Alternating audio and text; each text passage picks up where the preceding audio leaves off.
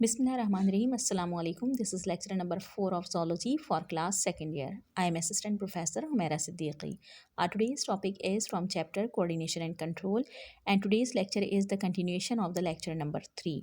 In lecture number 3, we were discussing about the human endocrine system, and we have discussed up to the parathyroid gland. In today's lecture, inshallah, we will learn about the thymus gland, about the pancreas gland, and about the pineal gland. सो चलते हैं next slide की तरफ thymus gland के बारे में study करने के लिए। जी student, just see over here, ये थाइमस ग्लैंड है। ये डायग्राम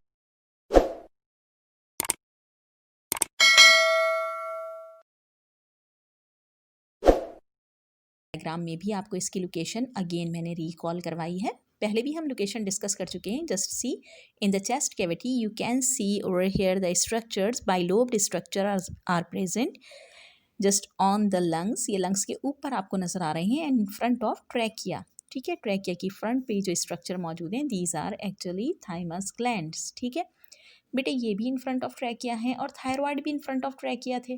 वो भी ट्रैकिया की फ्रंट पे थे आगे, और ये भी ट्रैकिया के आगे मौजूद हैं, लेकिन रीजन अलग है।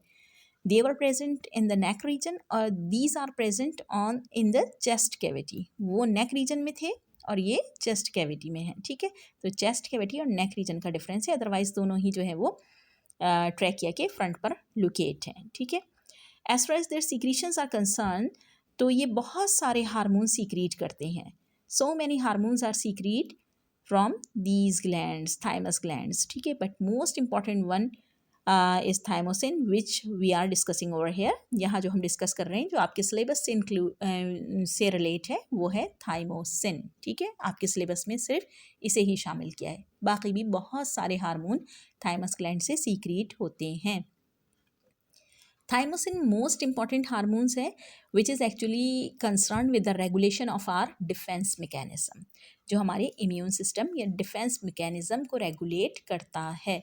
बेटा, फर्स्ट ईयर में हमने पूरा इम्यून सिस्टम और डिफेंस मैकेनिज्म स्टडी किया है कि डिफेंस मैकेनिज्म और immune system is actually made up of our white blood cells. वो हमारे ब्लड के वाइट ब्लड सेल्स जो हैं, वो हमारा पूरा डिफेंस मैकेनिज्म बना रहे हैं, जिसको हम इम्यून सिस्टम भी कह रहे हैं। ठीक है, तो बेटे इसको हमने क्लास फर्स्ट ईयर में ट्रांसपोर्ट वाले चैप्टर में पूरा डिस्कस किया था। ठीक है, और वहाँ पर आपने देखा था कि वाइट ब्लड सेल्स की 5 टाइप्स थी, उनमें से एक टाइप लिम्फोसाइट्स थी। ठीक है, तो असल में थाइमोसिन का काम जो है वो स्टिमुलेट करना है डेवलपमेंट और डिफ्रेंसिएशन को टी लिम्फोसाइट की। ठीक है, लिम्फोसाइट को फर्दर हमने बी में और टी सेल्स में जो है वो डिवाइड किया था। ठीक है, तो यहाँ पर थाइमोसिन का काम जो है वो टी लिम्फोसाइट को डेवलप करवाना, प्रोड्यूस करवाना और उनमें डिफ्रेंसिएशन करवाना है। किस तरह की डिफ्रेंसिएशन, कि कौन से टी लिम्फोसाइट जो हैं वो वायरसेस को किल करेंगे और कौन से जो हैं वो बैक्टीरिया को और दूसरे माइक्रो ऑर्गेनिजम्स और जर्म्स को किल करेंगे। ठीक है,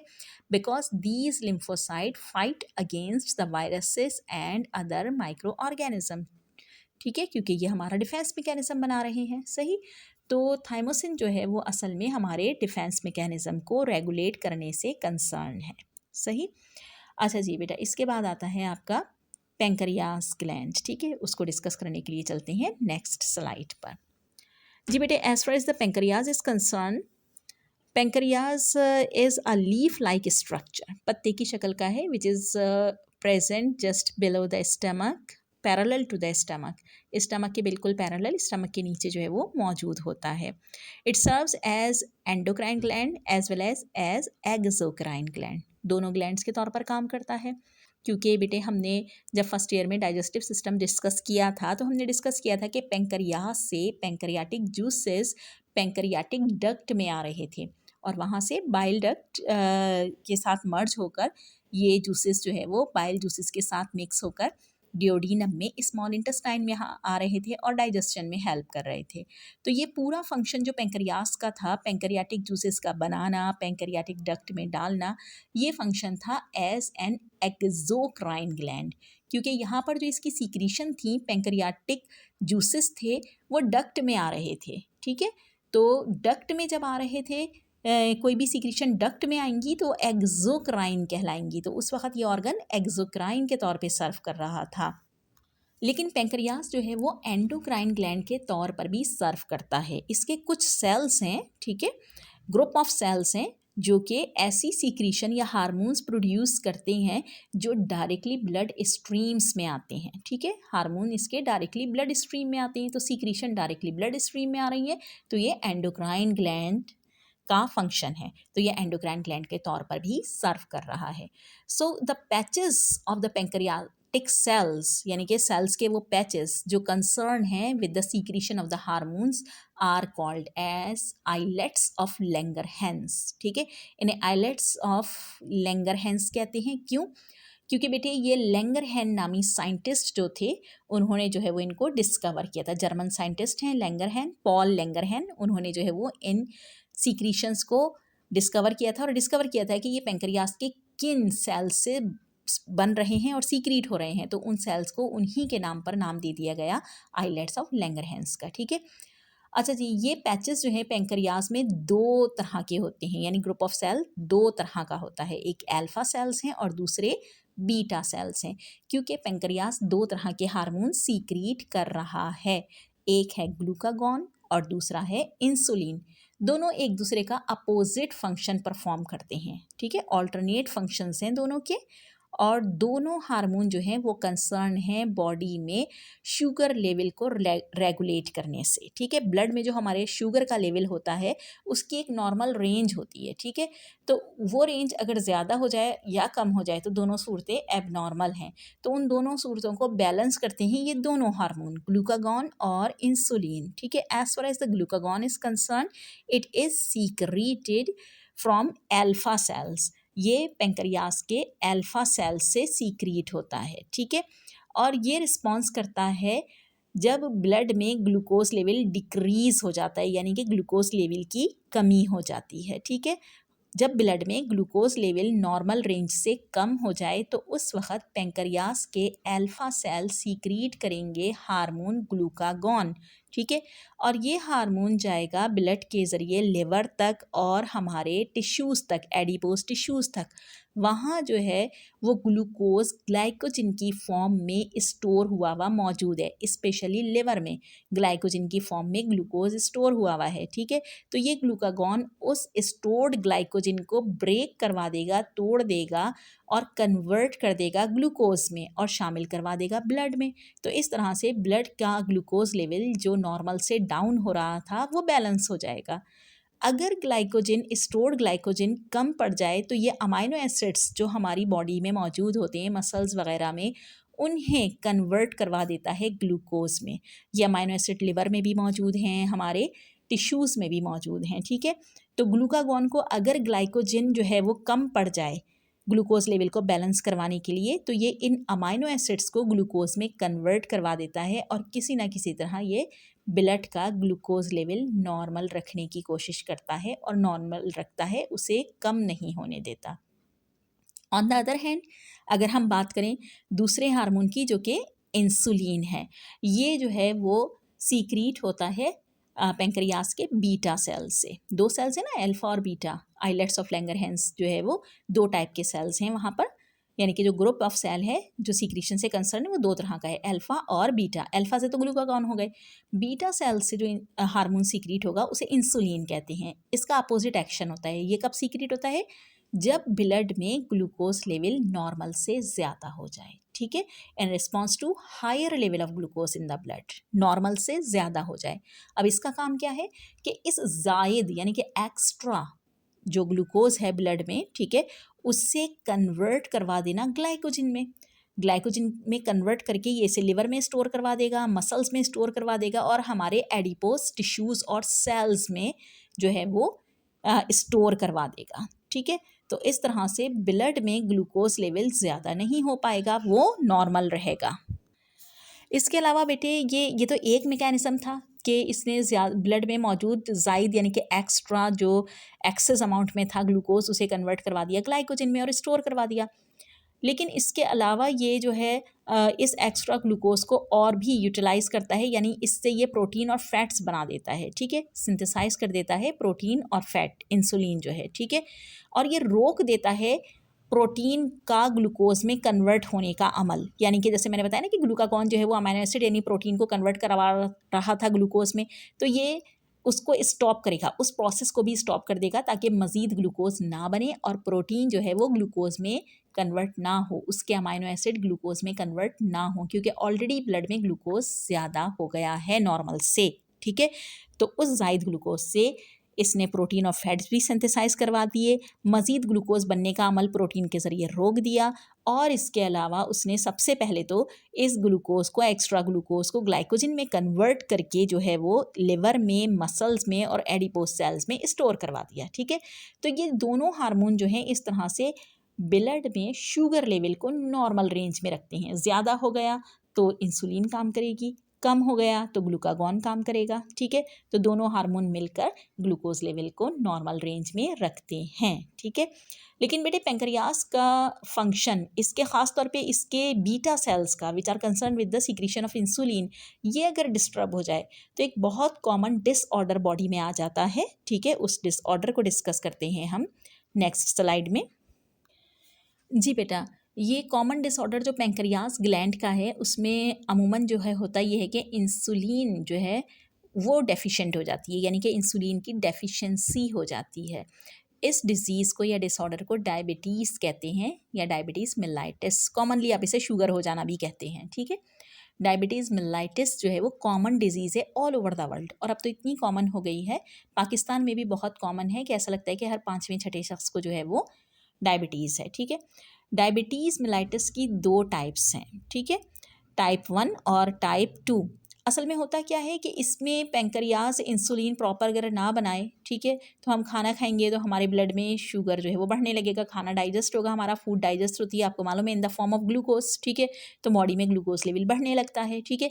अब इस ग्लूकोज को इंसुलिन क्या करता था कि जिस हद तक नॉर्मल रेंज थी वहाँ तक तो ब्लड में रहने देता था, और जो एक्स्ट्रा होता था उसे कन्वर्ट करवा के ग्लाइकोजन में वो स्टोर करवा देता था, कि आहिस्ता आहिस्ता फिर वो ग्लूकागॉन उसको ब्लड को प्रोवाइड करता रहता था, ग्लाइकोजन को ब्रेक करके ग्लूकोज आहिस्ता आहिस्ता वो बॉडी को देता रहता था, ब्लड को देता रहता था, और ब्लड में 4, 6, 5 घंटे तक ग्लूकोज लेवल बिल्कुल नॉर्मल, जब तक हम खाना नहीं खाएं, और ख़ासतौर पे अगर फास्टिंग, अगर हम रमज़ान की बात करें तो सुबह सहरी से लेकर इफ्तार तक ग्लूकोज लेवल बिल्कुल नॉर्मल रहता था, फिर हम इफ्तारी करते और वो नॉर्मल रहता, ठीक है। लेकिन यहाँ पर हो ये रहा है कि इंसुलिन नहीं बन रहा प्रॉपर, या इंसुलिन डेफिशिएंट हो रहा है, कमी हो रही है इंसुलिन की। तो जैसे ही खाना खाया हमने, एकदम फूड डाइजेस्ट हुआ, ग्लूकोज लेवल एकदम हाई हो गया ब्लड का, ठीक है, और वो नॉर्मल से इतना ज़्यादा बढ़ गया, और ब्लड में वो मौजूद है ग्लूकोज, एक्स्ट्रा ग्लूकोज, अब इंसुलिन नहीं है, तो इंसुलिन इसे कन्वर्ट नहीं करवा पा रहा ग्लाइकोजन में, ठीक है। तो ये डिजीज़ डायबिटीज़ है। टाइप 1 में क्या होता है कि इंसुलिन कौन बना रहा था? पेंक्रियास, और पेंक्रियास के बीटा सेल। तो टाइप 1 डायबिटीज़ में होता ये है कि बीटा सेल डिस्ट्रॉय हो जाते हैं, यानी बीटा सेल ख़त्म हो जाते हैं या डैमेज हो जाते हैं, वो प्रॉपर इंसुलिन नहीं बना पाते। इन्हें डैमेज कौन करता है? हमारा अपना इम्यून सिस्टम, लिम्फोसाइट, हमारे वाइट ब्लड सेल्स, ठीक है। ये कहलाता है ऑटो इम्यून डिसऑर्डर, यानी कि हमारे इम्यून सिस्टम में डिसऑर्डर आ जाना। लिम्फोसाइट का काम जो है माइक्रो ऑर्गेनिज्म को किल करना है, लेकिन unfortunately because of any reason, specially किसी वायरल इन्फेक्शन में ये हो जाता है, बचपन में अगर कोई वायरल इन्फेक्शन हो जाए स्पेशली, तो उस वक्त ये पेंक्रियास के जो अंदर जो है वो वर्किंग थोड़ी सी एबनॉर्मल हो जाती है, या ये जेनेटिक रीज़न भी हो सकता है, जीन्स जो हैं वो थोड़ा एबनॉर्मली बिहेव करने लगें, तो हमारा अपना इम्यून सिस्टम हमारे ही नॉर्मल सेल्स के ख़िलाफ़ काम करना शुरू कर दे, ठीक है। ख़ास तौर पे इस केस में, डायबिटीज़ केस में, डायबिटीज़ टाइप 1 में लिम्फोसाइट जो हैं वो बीटा सेल्स को डिस्ट्रॉय कर दें, उन्हें जो है वो डैमेज कर दें, ठीक है, उन्हें किल कर दें। तो इससे क्या होगा? बीटा सेल्स की कमी हो गई, तो इंसुलिन नहीं बनेगा। अब मुकम्मल तो नहीं, सारे बीटा सेल तो ख़त्म नहीं होंगे, कुछ बीटा सेल जो है ख़त्म हो गए, या बहुत ज़्यादा तादाद बीटा सेल की कम हो गई। अब जो बीटा सेल बचे हैं वो बहुत इनसफिशेंट इंसुलिन बना रहे हैं, बहुत कम इंसुलिन, जो है रिक्वायरमेंट से बहुत कम है, ठीक है। तो इस केस में इसकी ट्रीटमेंट क्या की जाती है कि पेशेंट को लाजमी तौर पे बाहर से इंसुलिन के इंजेक्शन देना पड़ेंगे, ठीक है। बिफोर मील, खाने से पहले, हमेशा उससे पहले इंसुलिन के इंजेक्शन बाहर से ये हार्मोन लेना पड़ता है, ठीक है, ताकि ब्लड में शुगर लेवल बैलेंस रहे, क्योंकि इंसुलिन यहाँ पे प्रॉपर बन ही नहीं रही। अगर हम बात करें डायबिटीज़ टाइप 2 की, जो ज़्यादा कॉमन है, अच्छा ये थोड़ी सी इतनी कॉमन नहीं है टाइप 1, ठीक है, क्योंकि ये इसका जेनेटिक ओरिजिन भी है और कोई ख़ास वायरल इन्फेक्शन है या ड्रग्स का बचपन में या बड़े होने के बाद किसी बीमारी के दौरान जो है वो ड्रग्स का, दवाओं का, मेडिसिन का जो है इम्प्रॉपर यूज़ हो, सेल्फ मेडिकेशन वगैरह हो, खुद बजाते खुद हम लोग अपनी ट्रीटमेंट कर लेते हैं उसकी वजह से। और ज़ाहिर है कि मतलब ये बहुत फ्रीक्वेंटली नहीं होता, लेकिन 1000 में या 500 में, सैकड़ों में चांसेस होते हैं कि किसी को ये डिसीज़ हो जाए, ठीक है। लेकिन अगर हम बात करें डायबिटीज़ टाइप 2 की, तो ये बहुत कॉमन टाइप है, ठीक है, क्योंकि इसमें होता ये है कि इंसुलिन तो बन रही है सफिशिएंट या सफिशिएंट के करीब तरीन, यानी कि नॉर्मल बन रही है या अबव और बिलो नॉर्मल, थोड़ी सी नॉर्मल से कम है या बिल्कुल नॉर्मल के बराबर है। लेकिन इसमें होता यह है कि टारगेट सेल इंसुलिन के रिसेप्टर्स लॉस्ट कर देते हैं। आपको मालूम है ना, हमने सबसे पहले लेक्चर में, फर्स्ट लेक्चर में डिस्कस किया था एक्शन ऑफ हार्मोन के, हार्मोन जो है वो टारगेट सेल पे एक्ट कैसे करते हैं। टारगेट सेल इन्हें रिसीव करता है और टारगेट सेल पे स्पेशल रिसेप्टर्स होते हैं, ठीक है। उन रिसेप्टर्स से ये हार्मोन अटैच्ड हो जाते हैं। तो अब ये जो टाइप 2 है, इसके अंदर इंसुलिन तो बन रही है प्रॉपर, पेंक्रियास अपना नॉर्मल काम कर रहा है, लेकिन जो टारगेट सेल हैं उनके ऊपर रिसेप्टर वर्क नहीं कर रहे प्रॉपर, और वो इससे आइडेंटिफाई नहीं कर पा रहे, इसे अटैच नहीं करवा पा रहे, तो काम तो फिर भी नहीं होगा। यानी फिर भी उस सूरत में भी ग्लूकोज तो ग्लाइकोजन में कन्वर्ट नहीं होगा, तो लेवल तो ग्लूकोज का शुगर में हाई हो ही जाएगा, ठीक है। तो ये डायबिटीज़ टाइप 2 कहलाती है और यही बहुत ज़्यादा कॉमन टाइप है, ठीक है। इसकी ट्रीटमेंट, जैसे पहले वाले की ट्रीटमेंट तो लाजमी तौर पे इंसुलिन इंजेक्शन देना पड़ रहे थे, यहाँ पे इंसुलिन दे भी नहीं तो कोई फ़ायदा इसलिए नहीं कि इंसुलिन तो उसके पास है ही, ऑलरेडी बन रही है। तो इसकी ट्रीटमेंट में ज़्यादातर लो फैट और लो शुगर डाइट है, रेगुलर एक्सरसाइज है, और सम टाइम कभी कभार इसमें ओरल ड्रग्स भी लेना पड़ती हैं इंसुलिन एक्शन को एनहेंस करने के लिए, ठीक है। तो इस तरह से इसको ओवरकम किया जा सकता है अपनी गुड हैबिट्स के थ्रू, ठीक है। ये था बेटा एक बहुत बड़े डिसऑर्डर के, बहुत कॉमन डिसऑर्डर के बारे में, पेंक्रियास के और पेंक्रियाटिक ग्लैंड के बारे में। अब चलते हैं हम पाइनियल ग्लैंड की तरफ, उसके लिए देखते हैं हम नेक्स्ट स्लाइड। जी बेटे, ये पाइनियल ग्लैंड की लोकेशन भी हमने पहले डिस्कस की थी, यहाँ दोबारा मैं रिकॉल कर देती हूँ, और ये डायग्राम में आपको नज़र भी आ रही है, ये ब्रेन में मौजूद है, ठीक है। ये ब्रेन के जो एंटीरियर साइड है, यानी कि आगे की साइड है, फोर ब्रेन का जो फ्लोर है उस पर तो पेचुइटरी मौजूद है, उसके जस्ट बिहाइंड अपोजिट यानी कि पोस्टीरियर पार्ट में, ब्रेन के पोस्टीरियर पिछले हिस्से में, ये आपको जो है वो छोटा सा पी साइज का, मटर के दाने के बराबर ही छोटा सा टाइनी सी जो है कोन शेप स्ट्रक्चर नज़र आ रहा है, ये पाइनियल ग्लैंड है, ठीक है। पाइनियल ग्लैंड का रिस्पॉन्स जो है वो एक्सटर्नल कंडीशन ऑफ लाइट और डार्कनेस पे डिपेंड करता है कि हमारी आँख जो है वो कितना लाइट और कितने डार्क को सेंस कर रही है, ठीक है। तो उस लाइटनेस और डार्कनेस के रिजल्ट में या उसके अंडर इन्फ्लुएंस जो है, ये पाइनियल ग्लैंड सीक्रेट करता है हार्मोन जिसको मेलाटोनिन कहते हैं, और ये मेलाटोनिन ज़्यादा जो है वो रात के टाइम सीक्रेट होता है, ठीक है। तो पाइनियल ग्लैंड सीक्रेट करता है melatonin hormone during night time, ठीक है। और इस मेलाटोनिन का फंक्शन जो है, ठीक है, वो कंसर्न है ग्रोथ और डेवलपमेंट ऑफ गॉनेट्स से। गॉनेट्स यानी टेस्टिस और ओवरीज की ग्रोथ और डेवलपमेंट इस मेलाटोनिन की वजह से होती है। ये मेलाटोनिन जो है, इसका लेवल यानी कि इसकी सीक्रेशन डे टाइम में और नाइट टाइम में अलग अलग होती है, वेरी करती है, यानी कि चेंज है, कम और ज़्यादा होती है, ठीक है। इसी तरह से मुख्तलिफ सीज़न, यानी कि हॉट सीज़न में, कोल्ड सीज़न में, ठीक है, इसमें भी इसकी सीक्रेशन वेरी करती है, यानी कि सीक्रेशन इसकी कंटिन्यूस या जो है वो कांस्टेंट नहीं रहती, उसमें वेरिएशंस आती हैं, कभी कम और कभी ज़्यादा हो जाती है। तो ये वेरिएशंस ही जो है वो असल में ग्रोथ और डेवलपमेंट करवाती हैं गॉनेट्स यानी टेस्टिस और ओवरीज की, ठीक है। तो ये इसका फंक्शन था पाइनियल ग्लैंड का, उसकी सीक्रेशन मेलाटोनिन का, ठीक है। इसके बाद बेटे नेक्स्ट ग्लैंड जो है वो इंशाल्लाह अपने नेक्स्ट लेक्चर में, जो कि इंशाल्लाह लास्ट लेक्चर होगा, उसमें डिस्कस करेंगे। आज का लेक्चर यहीं तक। So thank you so much. अल्लाह हाफ़िज़।